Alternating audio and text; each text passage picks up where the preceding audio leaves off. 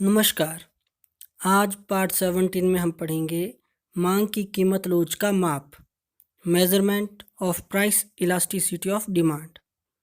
इसकी 3 विधियां हैं। नंबर 1 कुल व्यय विधि, टोटल एक्सपेंडिचर मेथड। नंबर 2 आनुपातिक या प्रतिशत विधि, प्रोपोर्शनेट और परसेंटेज मेथड।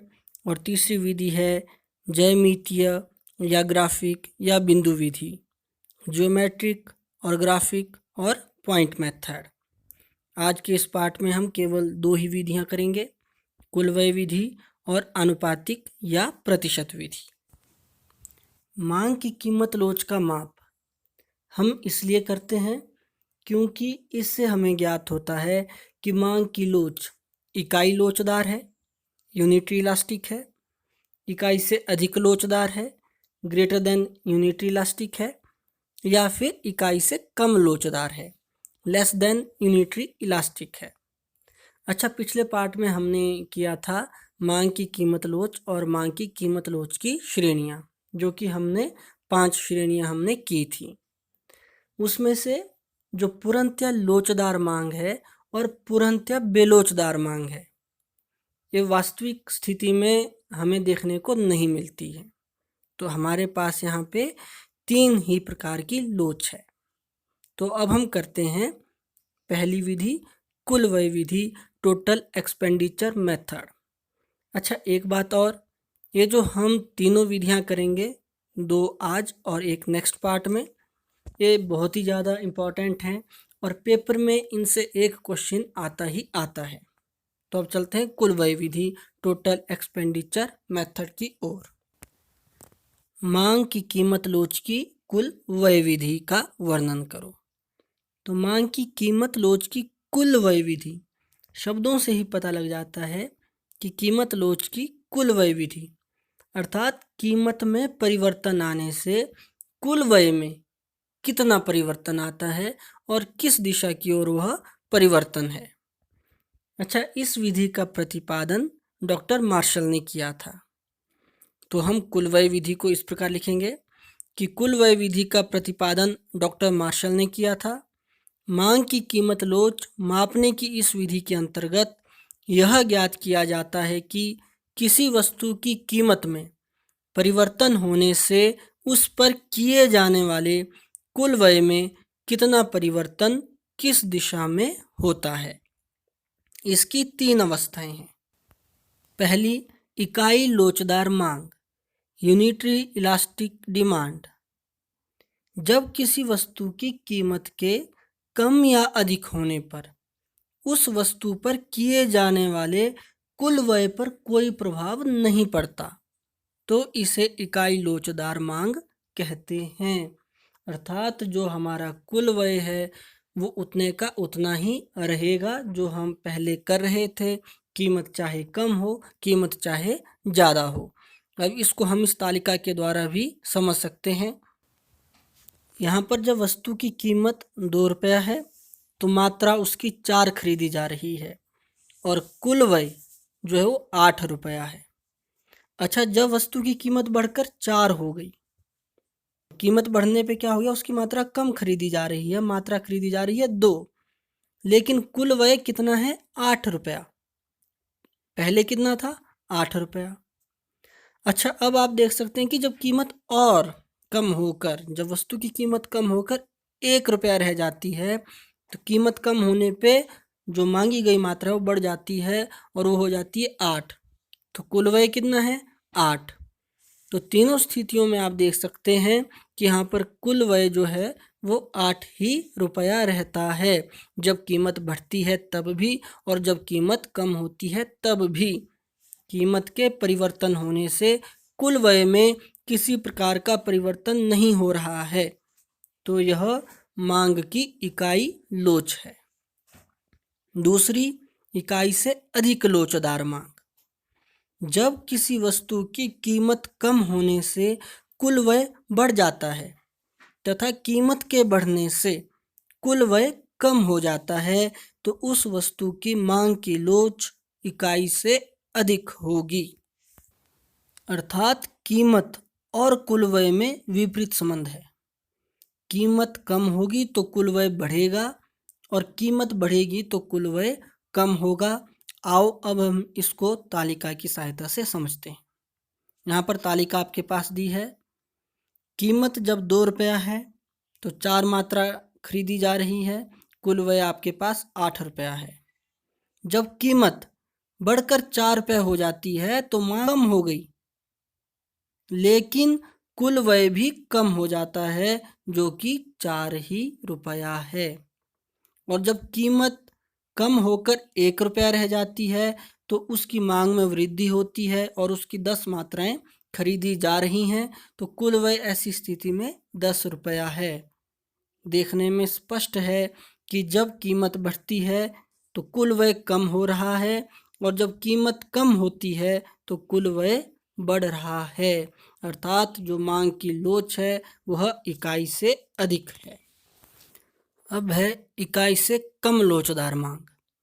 जब किसी वस्तु की कीमत कम होने से कुल व्यय कम हो जाता है तथा कीमत के बढ़ने से कुल व्यय बढ़ जाता है तो उस वस्तु की मांग की लोच इकाई से कम होगी। कहने का अभिप्राय है कि कीमत और कुल व्यय में प्रत्यक्ष संबंध है, धनात्मक संबंध है। कीमत कम होगी तो कुल व्यय भी कम होगा, कीमत बढ़ेगी तो कुल व्यय भी बढ़ेगा, तो वह इकाई से कम लोचदार मांग कहलाएगी। तालिका से हम इसको समझ सकते हैं कि जब वस्तु की कीमत 2 रुपया है तो 3 मात्रा खरीदी जा रही है, कुल व्यय है 6 रुपया। अब कीमत बढ़कर 4 रुपया हो गई तो मात्रा खरीदी जा रही है 2, लेकिन कुल व्यय है 8 रुपया। और जब कीमत कम हो गई, 2 रुपया से कम होकर 1 हो जाती है तो मात्रा खरीदी जा रही है 4 और कुल व्यय है 4 रुपया। तो आप देख सकते हैं कि कीमत के बढ़ने पर कुल व्यय बढ़ गया और कीमत के कम होने पर कुल व्यय कम हो गया। कीमत और कुल व्यय में प्रत्यक्ष संबंध है और मांग की जो लोच है वह इकाई से कम है। अब हम रेखा चित्र से इसकी व्याख्या करेंगे। डायग्राम आपके सामने है और व्याख्या। इकाई के समान लोच टी कुल व्यय वक्र के बीच का बीसी भाग इकाई के समान लोच को प्रकट कर रहा है, क्योंकि यहाँ जब कीमत OM है तो कुल व्यय MC है तथा कीमत के बढ़कर ON हो जाने पर भी कुल व्यय NB बराबर है MC है, अर्थात कीमत के कम या अधिक होने पर कुल व्यय समान रहता है। फिर है इकाई से अधिक लोच। TE कुल व्यय वक्र का TB भाग इकाई से अधिक लोच को प्रकट कर रहा है, क्योंकि यहाँ जब कीमत ON है तो कुल व्यय NB है तथा कीमत बढ़कर OR हो जाने पर कुल व्यय कम होकर RA हो जाता है, अर्थात कीमत के कम होने पर कुल व्यय अधिक और कीमत के बढ़ने पर कुल व्यय कम हो जाता है। ऋणात्मक संबंध है कीमत में और कुल व्यय में, तो लोच इकाई से अधिक हुई। तीसरा, इकाई से कम लोच। TE कुल व्यय वक्र का CE भाग इकाई से कम लोच को प्रकट कर रहा है, क्योंकि यहाँ जब कीमत OM है तो कुल व्यय MC है तथा कीमत के कम होकर OP रहने पर कुल व्यय भी कम होकर PD रह जाता है, अर्थात कीमत के अधिक होने पर कुल व्यय अधिक और कीमत के कम होने पर कुल व्यय भी कम हो जाता है। तो ये था हमारा मांग की कीमत लोच की कुल व्यय विधि। अगर पेपर में क्वेश्चन आता है तो आपको तालिका बनाने की आवश्यकता नहीं है। अच्छा, अब इसी से रिलेटेड कई बार हमें न्यूमेरिकल भी आता है और अब हम इसका एक न्यूमेरिकल करते हैं। प्रश्न है, एक वस्तु की कीमत ₹5 से कम होकर ₹4 प्रति इकाई हो जाती है तो उस वस्तु की मांग 100 इकाइयों से बढ़कर 140 इकाइयाँ हो जाती हैं। मांग की कीमत लोच ज्ञात करो। आपने कुल व्यय विधि का प्रयोग करना है। अब यहाँ पर आप वीडियो को पॉज कर लें और इस न्यूमेरिकल को खुद सॉल्व करें, उसके बाद आप इसको चेक कर सकते हैं। तो यहाँ पर आप देख सकते हैं कि जब कीमत 5 रुपया है तो मात्रा हमारे पास 100 है, 100 इकाई हम खरीद रहे हैं, कुल व्यय है 500, 100 गुना 5 बराबर है 500 रुपया। और जब कीमत 4 रुपये रह जाती है तो हमारी जो मांगी जाने वाली मात्रा है वो 140 हो जाती है और कुल व्यय 4 गुना 140 560 रुपये हो जाता है। ऐसे में मांग की लोच इकाई से अधिक है क्योंकि कीमत के कम होने पर कुल व्यय पहले की तुलना में बढ़ गया है। अब हमारा आज का लास्ट क्वेश्चन, मांग की कीमत लोच की आनुपातिक या प्रतिशत विधि का वर्णन करो। अब हमें मालूम है कि कीमत और मांग में ऋणात्मक संबंध पाया जाता है। तो मांग की कीमत लोच की प्रतिशत विधि में कि कीमत में कितना प्रतिशत परिवर्तन हो रहा है और मांग में कितना प्रतिशत परिवर्तन हो रहा है, तो ये दो चीज़ें हम लेते हैं और लोच ज्ञात करने के लिए हम जो मांग में प्रतिशत परिवर्तन है उसको कीमत में होने वाले प्रतिशत परिवर्तन से भाग दे देते हैं। और इस विधि का वर्णन भी डॉक्टर मार्शल ने सबसे पहले किया था। तो अब हम इसको लिखते हैं, आनुपातिक या प्रतिशत विधि, प्रोपोर्शनेट और परसेंटेज मेथड। इस विधि का वर्णन सबसे पहले डॉक्टर मार्शल ने किया था। इस विधि के अनुसार मांग की लोच का अनुमान लगाने के लिए मांग में होने वाले प्रतिशत परिवर्तन को कीमत में होने वाले प्रतिशत परिवर्तन से भाग कर दिया जाता है। मांग की कीमत लोच या ब्रैकेट में दिया है आपके पास elasticity of demand equal to मांग में प्रतिशत परिवर्तन ओब्लिक कीमत में प्रतिशत परिवर्तन, और साथ में माइनस का निशान भी यहाँ पर लगाया गया है क्योंकि कीमत और मांग में ऋणात्मक संबंध होता है। अब आपने ध्यान से समझना है क्योंकि इम्पोर्टेंट क्वेश्चन है और पेपर में अक्सर आता है। एक बार फिर से, मांग की कीमत लोच बराबर है माइनस मांग में प्रतिशत परिवर्तन ओब्लिक कीमत में प्रतिशत परिवर्तन। कहने का अभिप्राय है कि कीमत में भी परिवर्तन हो रहा है और मांग में भी परिवर्तन हो रहा है। परिवर्तन का क्या अर्थ हुआ कि पहले कीमत कुछ और थी, अभी कीमत कुछ और है, तब वो परिवर्तन हुआ। वैसे ही पहले मांग कुछ और थी, प्रारंभिक मांग हम जिसे कहेंगे, अभी मांग कुछ और है जिसे नई मांग कहेंगे, तभी परिवर्तन हुआ। तो यहाँ पर प्रारंभिक कीमत को हम डिनोट करेंगे P से, नई कीमत को हम डिनोट करेंगे P1 से। प्रारंभिक मांग को डिनोट करेंगे Q से और नई मांग को हम डिनोट करेंगे Q1 से। अब है कीमत में परिवर्तन, तो कैसे ज्ञात करेंगे? नई कीमत माइनस प्रारंभिक कीमत, जो अभी की कीमत है, कई बार हम इसे वास्तविक कीमत भी कह सकते हैं। तो नई कीमत माइनस प्रारंभिक कीमत P1 माइनस P। तो फिर कीमत में प्रतिशत परिवर्तन, नई कीमत माइनस प्रारंभिक कीमत ओब्लिक प्रारंभिक कीमत गुणा 100, या इसको यूं भी लिख सकते हैं P1 minus P oblique P multiply by 100। इसी प्रकार मांग में परिवर्तन कैसे होगा? नई मांग माइनस प्रारंभिक मांग Q1 माइनस Q, और मांग में प्रतिशत परिवर्तन नई मांग माइनस प्रारंभिक मांग ओब्लिक प्रारंभिक मांग। इसे हम यूं भी लिख सकते हैं Q1 minus Q oblique Q multiply by 100।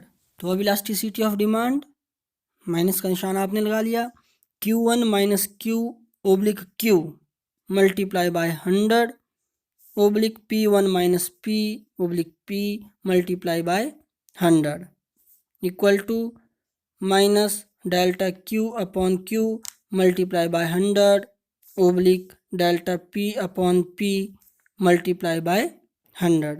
100 से 100 आपस में कट गया, तो इलास्टिसिटी ऑफ डिमांड आपके पास हुआ minus delta Q upon Q multiply by P upon delta P, या elasticity of demand equal to minus P upon Q गुना delta Q upon delta P. P और क्यू को आपने एक तरफ ले लिया और जो परिवर्तन है उसको आपने एक तरफ ले लिया। तो इस तरह से मांग की कीमत लोच की आनुपातिक या प्रतिशत विधि ज्ञात की जाती है। अब इसी से रिलेटेड एक न्यूमेरिकल हम करते हैं और न्यूमेरिकल भी पेपर में आ सकता है। इससे संबंधित और न्यूमेरिकल्स हम बाद में करेंगे। तो फिलहाल एक एग्जाम्पल है कि एक वस्तु की कीमत ₹4 प्रति इकाई से बढ़कर ₹5 प्रति इकाई हो जाती है तो उसकी मांग की मात्रा 20 इकाइयों से घटकर 5 इकाइयाँ रह जाती हैं। मांग की कीमत लोच प्रतिशत विधि द्वारा ज्ञात करो। अब यहाँ आप एक बार फिर से वीडियो को पॉज करें और इस न्यूमेरिकल को सॉल्व करें। उसके बाद आप आंसर चेक कर सकते हैं। यहाँ पर P आपके पास 4 है प्रारंभिक कीमत, जबकि नई कीमत या जो वर्तमान कीमत है वो 5 दी गई है, P1 5। और इसी प्रकार प्रारंभिक मात्रा जो है आपके पास 20 इकाइयाँ हैं जो कि Q बराबर है 20 और जो नई मात्रा या वर्तमान मात्रा है वो है 5, Q1 बराबर है 5। तो कीमत में परिवर्तन डेल्टा P बराबर है P1 माइनस P, नई कीमत माइनस प्रारंभिक कीमत। 5 माइनस 4 बराबर है 1। इसी प्रकार मात्रा में परिवर्तन डेल्टा Q बराबर है Q1 माइनस Q, नई मांग माइनस प्रारंभिक मांग। 5 माइनस 20 बराबर है माइनस 15। तो इलास्टिसिटी ऑफ डिमांड क्या होगी? Elasticity of demand equal to minus P upon Q multiply by delta Q upon delta P बराबर है -4 अपॉन 20 मल्टीप्लाई बाय -15 अपॉन 1। और जब आप इसको सॉल्व करते हैं तो इलास्टिसिटी ऑफ डिमांड आपके पास आती है 3। तो मांग की कीमत लोच इकाई से अधिक है। तो आज हमने मांग की कीमत लोच की कुल व्यय विधि और प्रतिशत विधि की। नेक्स्ट पार्ट में हम इसकी ग्राफिक अथवा बिंदु लोच विधि करेंगे। तो फिर मिलते हैं नए पार्ट में, तब तक बाय।